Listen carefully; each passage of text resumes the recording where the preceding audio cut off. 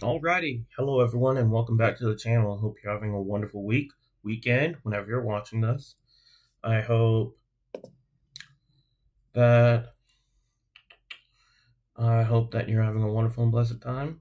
And so today, as you've seen in the title, today we'll be talking about what I watched in January to start this year, and what I plan to watch in the month of February. This video will be coming out February 4th. Just to make sure, because if it came out last week, it would have still been January, and I could potentially watch more. Unfortunately, I didn't watch all that much in January. I wanted to hopefully watch a little more. Ended up dropping a few shows as well. This will also include the winter 2026 anime slate that I have selected to watch during the seasonal anime. Some seasonal anime I choose to watch during the anime season, and some I choose to watch later. These are mostly newer seasons and one or two new shows. So let's get into it. First, starting with what I watched in January.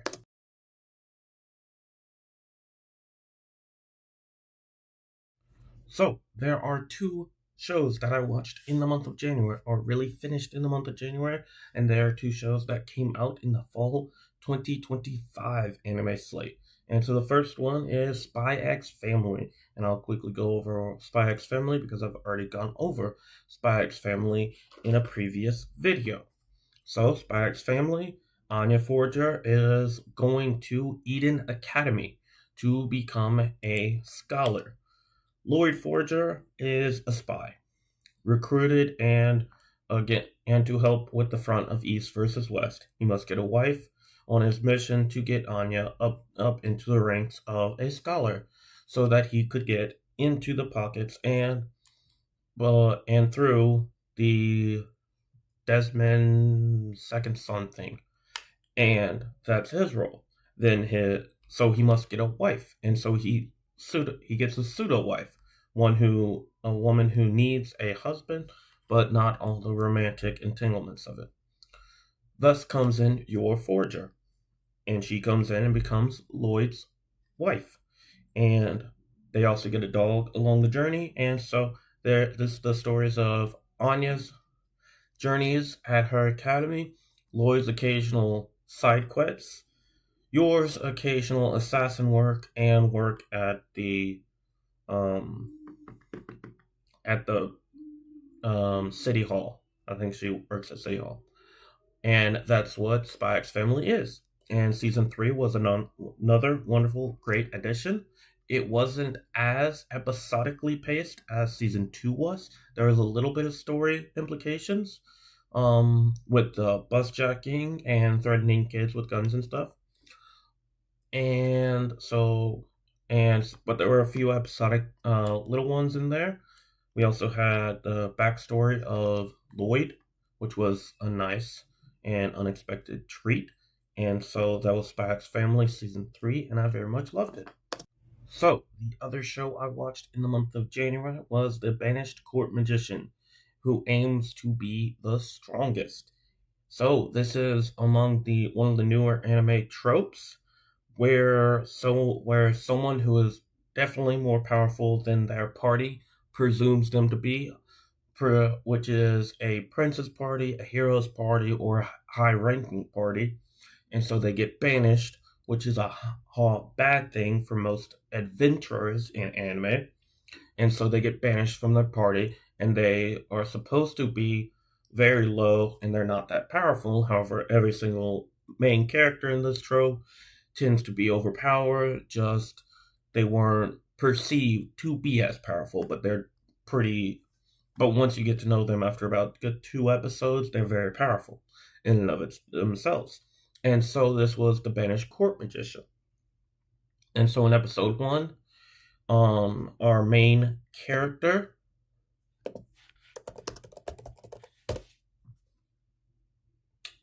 um, Alec Egret, our main character, is a court magician, but the prince doesn't think highly of him and fires him. And then he reunites with his old party from the academy days. and they go off into the dungeon for adventuring. And I like this one more than the ones before it of this trope because it left more on the bone for future story implications. Now, the rest most often have a neat little story that's mostly captured in like 12 or so episodes, but this one has enough story to where it's basically the same type of thing where one of the party members, who is a female, has some type of big story or some type of big fairy tale that she is like the prophetic chosen one type of thing of. However, this one left enough on the bone to where they could continue with a season two, but most of these in this trope, it's not as desirable for a season two. So that's why I've loved it. And I only finished both of these in January because I was waiting for the entirety of both of them to get dubbed. So I did watch both of them towards the end of January.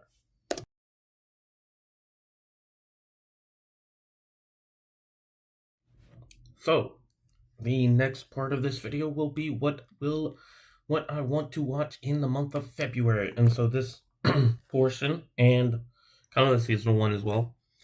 This will be all jumbled together in one single thing instead of individual little pieces. Mostly because most of these I do not know too much information about, or I don't know too much about the new season. So the first two are new seasons of Netflix shows that are either a thriller or something in something that's like a courtroom style show. So that is the thriller is The Night Agent season 3, and the lawyer show is The Lincoln Lawyer season 4.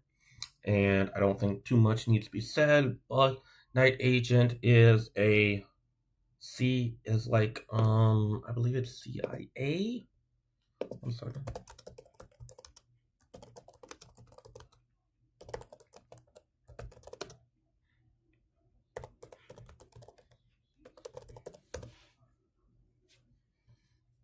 Yeah, it's FBI actually.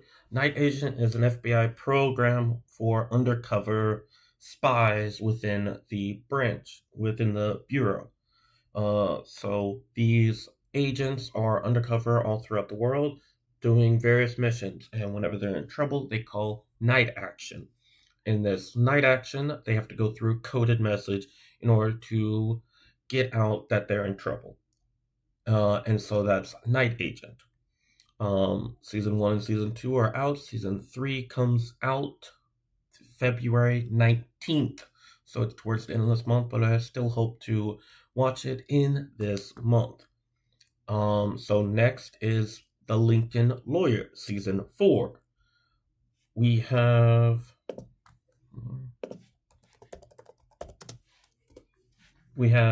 Mickey Holler.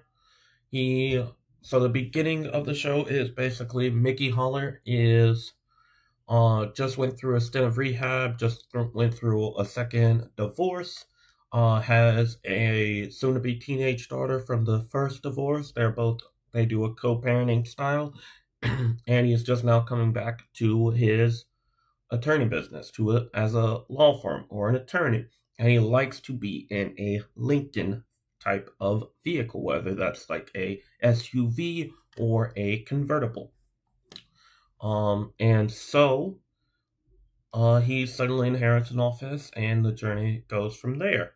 He represents a video game creator who um may or may not have killed his wife for an affair. He represents for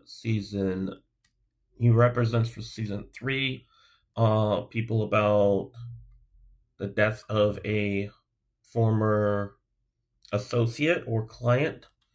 Some and he's yeah, so it's one case per season with an enthralling amount of thriller and backstory and constant of what is this questions being answered all throughout. So that was Lincoln Lawyer season 4 and Night Agent season 3. And so the next 4 are 2 on Netflix and 2 on Crunchyroll. Um, one of the ones on Netflix is Supernatural. The other one is a crime thriller that just recently came out on Netflix. It's a limited series. The two ones of anime on Crunchyroll are both Isekai. And so let's begin with those. Isekai Cheat Magician, I do not know anything about. Also, the Water Magician anime on Crunchyroll. The Water Magician came out, I believe, in the fall 2025 season, which is the last 3 months of last year. And for both of these, I know absolutely nothing about. I know that they're both isekai, and they both have magician in the title, and that's about all I know about both of them. Now, as for the Netflix shows, which is a discovery of witches, a someone who doesn't know she's a witch finds out that she's a witch and becomes like friends in the first few episodes with a like vampire or something that has control of his urges of like feeding. I've only watched 3 episodes and I kind of like went away from watching it because I just kind of went away from watching it and I want to watch it and see if I like it and hopefully finish it. The other show is a crime thriller where two exes, one a police detective or officer of some sort, and the other a reporter, try to both get the big scoop or solve the case before the other does, so that if the cop does it, he can make sure everyone has closure. If the reporter does it, so she can get her big scoop out. And so I presume over the limited series, like 6 to 8 episodes, we'll slowly find out twists and turns about their past relationship and also about their life. Now, his and hers also has John Berthal, aka Punisher, and many other roles as the police officer. Hers is, I believe her name is Tessa Thompson. Let me see. It is. Yeah, Tessa Thompson, most known for playing Valkyrie in Thor, Adonis Creed's wife or love interest, um, in the Creed movie franchises, and I believe also with Chris Hemsworth appeared in Men in Black as well. And so that is what I plan on watching in February. It is 6 shows, and January I only watched 2 shows, but I did try giving other shows a shot. And one of the shows I wanted to watch in February, I am currently watching, which is why it's not currently on here. And it's a new season of a show that came out last year. Hopefully, I'll have watched it by the end of the month.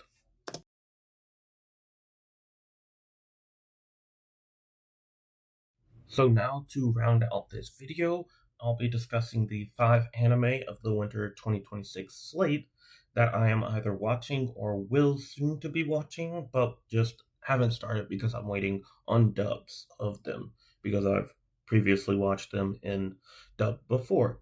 And so they are in no particular order.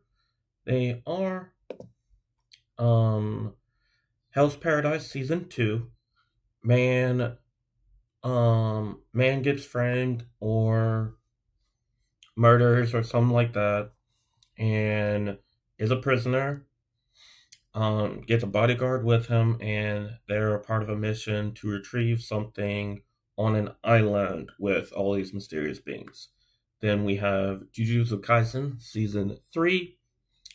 It's an anime where it's a Shonen Jump anime based off the Shonen Jump manga of the same name, where Yuji Itadori becomes a sorcerer because he swallows one of the 20 fingers of a former demon or cursed object of sort in Sukuna. And it all is about him slowly absorbing Sukuna's fingers. Weird object, but that's what it is. It's fingers. Then we have also Frieren Beyond Journey's End Season 2. Imagine you have an elf who is in the hero's party when they finally defeat the demon lord and everything, but the elf outlives all the other members of her former party. And so the first episode is like, boom, we go through and they kind of kill the demon lord. And then, like 20 or so years later, she wants to do a special journey and she gets like two young kids with her, or like semi young, they're like teens or whatever. And come to find out, most of her former party, the hero, is dead, but the other two members of her party are very old and soon to be dead. But those are where she gets her new party members from. The dwarf one was training a kid with a sword, and the drunken priest had a young girl with him. And so throughout the journey, she gets Fern, the young girl, who basically becomes a mother to the elf, even though Frieren is an elf who's multiple hundreds of years old. And the redhead swordsman also joins their journey as well. And so, unfortunately, season 2 is only like 12 episodes compared to season 1, which was like 28. But I'm still very much anticipating for this. Now, all three of these shows are new seasons, and since I've already watched them in dubbed, I am very much anticipating and waiting on a couple of episodes to come out so I can watch them in dubbed. Around 3 episodes, and then after that, I'll be watching them weekly as a new dubbed episode comes out. Now, for these other two anime, one I've watched them all the way caught up. The other, it's a slow bit because the first episode is nearly an hour, and I haven't quite gotten into it, but I'm not giving it up yet. Um, so that one is Sentenced to Be a Hero, and so heroes in this world are like reincarnated into heroes after they did some type of bad thing. We don't know what our main character exactly did, but we do know that him and another person are heroes, and they accidentally stumble upon a goddess.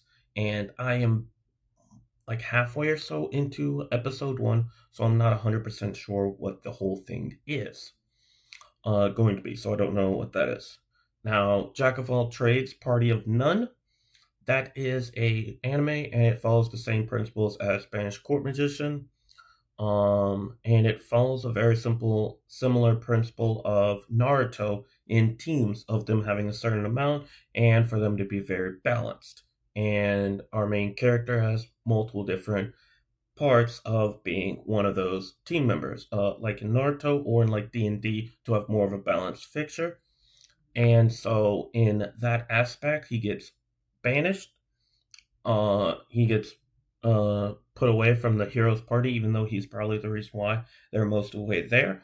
And it ends up backfiring eventually. I am all the way caught up, and episode 6 of the show just came out today. It was so good where I watched the first 4 episodes in dubbed. Couldn't wait and watched the 5th episode last week in subbed. That good. And so I don't like that I have to wait a week now just to watch it, even if it's just in subbed.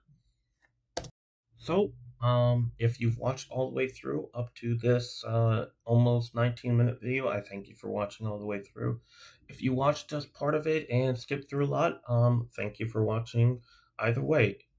I hope you've had a wonderful day and a wonderful time watching this.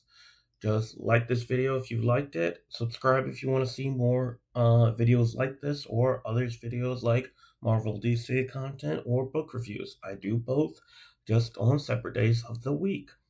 The next video I'll be doing will be a video discussing the High Republic Phase 2. I did Phase 1 a few weeks ago, and so Saturday I'll be doing Phase 2. I'm very much anticipating it and hope it'll be a fun one.